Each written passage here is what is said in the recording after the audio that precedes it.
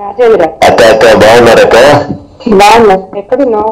అక్క బెంగళూరులో ఉన్నానక్క. బెంగళూరు. అదే ఇక్కడ పీజీలు స్టార్ట్ చేస్తున్నానక్క, ఒక 2 పీజీలు అవి కట్టిస్తున్నానక్క. ఓ ఇక్కడ లేవా నువ్వు? అంటే ఆ పీజీలో దాకా ఒక 8 నెలల నుంచి వస్తా పోతా ఉన్నానక్క. నెక్స్ట్ వీక్ వస్తున్నానక్క నెల్లూరుకి. ఓకే ఓకే సరే అక్క అక్క సరే. ఎందుకు చేశానంటే చెప్పండి అక్క. నువ్వు ఇప్పుడే చెప్పద్దు. లేదు లెక్క, ఎవరికి చెప్పను లెక్క. నాకు కొంత అర్థం అవుతా ఉందక్క. ఊరికి పోటీ చేయమని అడుగుతున్నారు వాళ్ళు ఇప్పుడు. అదే అదే నాకు అర్థమైందక్క. అక్క అక్క అది ఎట్లుంటది అనేది నాకు తెలీదు. ముందు వాళ్ళని సర్వే పనులు అడిగితే మాకు సర్వే పనులు వద్దని చెప్పాము. ఎందుకంటే ఈ కాన్స్టిట్యున్సీలో రాదు కదా. అవునక్క అవునక్క. సో వాళ్ళు అప్పుడు ఇప్పుడు ఆయన మానేశాడు, మళ్ళీ వెనక్కి పోయేసాడు. ఆయన పేమెంట్ తీసుకొని ఏదో చేశాడు. మనమైతే ఇంకా వాళ్ళు వెనక పడే ఉన్నారు, మమ్మల్ని వదలటం లేదు ఎవరు. రోజు ఇంటికి వస్తారు, ఫోన్ల మీద ఉన్నారు. నాకు కూడా ఇష్టం లేదు మారడం అసలు. ఫస్ట్ నుంచి నాకు ఈ పాట ఇష్టము, దానివల్ల. కానీ మరీ వాళ్ళు ఈ మాదిరి చేసేటప్పుడు అన్నని కన్విన్స్ చేయలేకుండా అంటే అన్న ఒకటే మాట్లాడుతున్నారు. అంటే నాకు ఇంకా అవమానం జరిగినా మళ్ళీ నువ్వు దాంట్లోనే ఉండమంటావా? ఉండను అన్నారు. సరే గమనిపోదాము అని చెప్పాను నేను. అంత చేతకంతనంగా నేను ఎందుకు ఉండాను? నాకేమి రాజకీయం అవసరం లేదు, పోటీ చేస్తా నేను. గెలిస్తా ఓడిపోతా తర్వాత ఫైట్ గా అయిపోతా నేను, అంతేగాని పోటీ చేయకుండా నేను ఉండదు అంటున్నాడు ఆయన. సో అది ఇప్పుడు జరుగుతుండేది. సో ఇప్పుడు వీళ్ళేమో అందరూ బట్టి నాకొద్దులే ఉత్తి ఎంపీ ఎలక్షన్ చేసుకోండి, లేదు అక్కడ దినేష్ కి తక్కువ ఉంది, మైనస్ లో ఉన్నాడు, మీరైతే ప్లస్ అవుతుంది అని చెప్పి పట్టుకొని ఉన్నారు వాళ్ళు. అదైతే వాస్తవం. దినేష్ అయితే వీక్ క్యాండిడేట్ అక్కడ. ఇంకా నేను మీ గురించి ఏం చెప్పేదాక అన్నా, మీరు కావాలైనా కోవూరైనా అని చెప్పి అంటున్నారు ముందు. కోవూరు అయితే ఈయన ఆదాలు వాళ్ళ అల్లుడికి ఇప్పుడు వాళ్ళు రావట్లేదు కాబట్టి వాళ్ళు కావాలి. ఆల్రెడీ కావ్య కృష్ణారెడ్డి ఉన్నాడు, అతను చూసుకుంటాడు. సో కోవూరే తీసుకోండి అని చెప్తున్నారు. అదే కావాలొచ్చి కావ్య కృష్ణారెడ్డిని కూడా అక్కడ లోకల్ గా వ్యతిరేకించారు ఈ మధ్య అందరూ కలిసి. వ్యతిరేకించారు, కానీ వీడి మీద ఇంకా వ్యతిరేకుతుంది కదా పోతున్నాడు. ఆ ప్రతాప్ అసలు ఎవరు ఓటు కూడా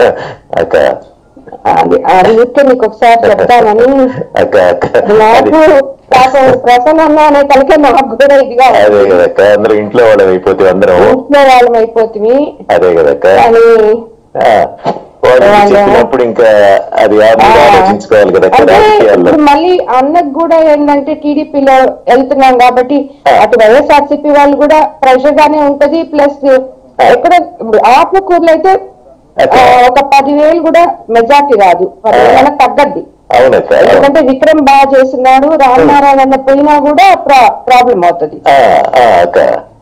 ఉదయగిరి బాగానే ఉంది, ఉదయగిరి బాగుంది టీడీపీకి, అది కూడా బాగుంది. కందుకూరు కూడా ఇప్పుడు ఆ పిల్ల ఎవరో పెట్టారు. ఇది నేను ఇంత మాట్లాడుతా ఉన్నప్పుడు వాళ్ళు కందుకూరు కూడా అనౌన్స్ చేయించేశారు. ఇంకా నా వెనకాల ఎందుకని మీరు బట్ట మీరు ఏమైనా చేసుకోవాలని నేను కూడా వదిలేసాను. నేను మధ్యస్థంగా ఏం చెప్పలేదు. నాకు మీరు అన్న ఇద్దరు కావాలి కదా. ఈ మధ్య ఏంటంటే నేను కూడా కొంచెం అన్నకి దూరంగానే ఉన్నానక్క. చూసుంటాను వీడియోలో చెప్తూ పెడుతున్నావు కదా. అదే కదక్క, అదే కదక్క. ప్రతి ఎలక్షన్ అప్పుడు మీకు అందరికి మామూలు ఇది అవి ఉంటాయి అక్క. కానీ అక్క మాకెప్పుడు పెద్దగా లేవు అక్క. మేము పోయి తిరిగేది చేసేది, అన్న కోసం గట్టిగా కృషి చేసేవాళ్ళము, అన్ని ఉండేదక్క. లాస్ట్ టైం కూడా రాహిం కూడా తిరిగాడు అన్న కోసం, ప్రసన్న కోసం. రజిత్ చెప్పకు రాజేంద్ర, ఇప్పుడే నేను ఇంకా కన్ఫర్మ్ కూడా చేసుకోలేదు. అదే మేమైతే ఇంకా యాక్సెప్ట్ కూడా చేయలేదు దానికి. వాళ్ళు చెప్తా ఉంటే ఇదే చెప్పాను నేను, బంధువులు కదా అది ఇది అని. ఆ సర్వే పల్లి అంటే కూడా అదే చెప్ప నాయన, మా నాకెందుకు సర్వే పల్లి, లేదమ్మా నువ్వు గెలుస్తావు అంటాడు ఆయన. గెలవనని కాదు, నాకు ఇష్టం లేదు సర్వేపల్లి పోయేయడము. వద్దు అని చెప్పాను నేను. అంటే ఇంకా అంటే ఆయనకి టికెట్ ఇవ్వనే చెప్పారులే వాళ్ళు, ఆయనకి ఇవ్వట్లేదు అందుకని చెప్పి సర్వేపల్లి తీసుకోమనే చెప్పారు. ఎవరు లేకపోతే ఆయనకి ఇస్తారు కదా పాపం. అంతే కదా అంతే కదా. సరే రాజేంద్ర, అట్లే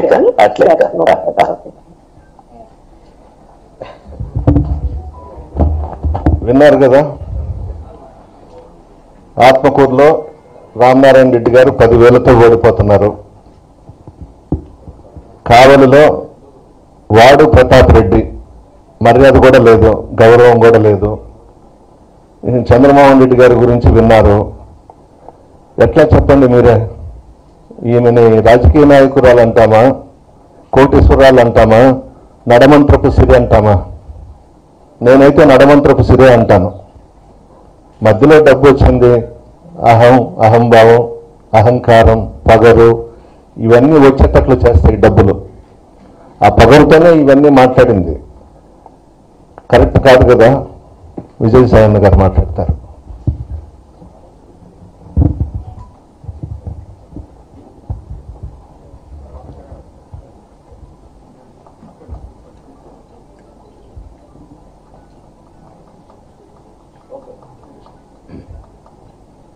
రాజేంద్రనాథ్ రెడ్డి గారు, ప్రశాంత్ రెడ్డి గారు టెలిఫోనిక్ సంభాషణ నిశితంగా పరిశీలించినట్లయితే ఒక్క విషయం చాలా స్పష్టంగా తెలుస్తూ ఉంది.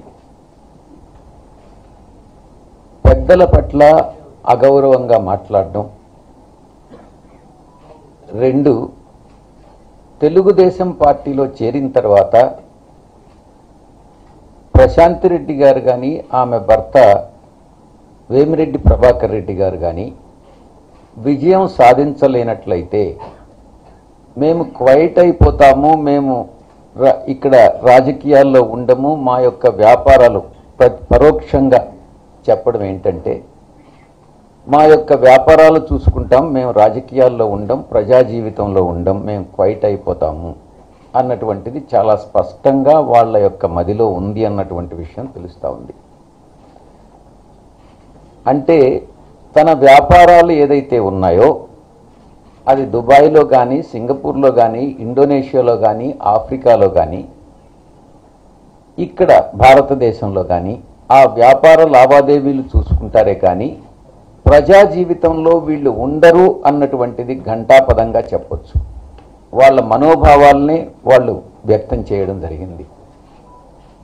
ప్రశాంత్ రెడ్డి గారి మనోభావాలు కానీ ఆమె భర్త మనోభావాలు కానీ దీన్ని బట్టి చాలా స్పష్టంగా తెలుస్తుంది. ఇప్పుడు నెల్లూరు ప్రజలే నిర్ణయించుకోవాలి. మీకు అనుక్షణం ఎల్లవేళలా మీ సమస్యల్ని ఆకలింపు చేసుకుని మీతో పాటు సహజీవనం చేసేటటువంటి వ్యక్తులు వైఎస్ఆర్సీపీ అభ్యర్థులు. వాళ్ళు కావాలనా, లేక మేము పోటీ చేస్తాం, ఓడిపోతే క్వైట్ అయిపోతాం, మేము మా యొక్క లావాదేవీలు చూసుకుంటాం అన్నటువంటి తెలుగుదేశం పార్టీ అభ్యర్థులు మీకు కావాలనా అన్నటువంటి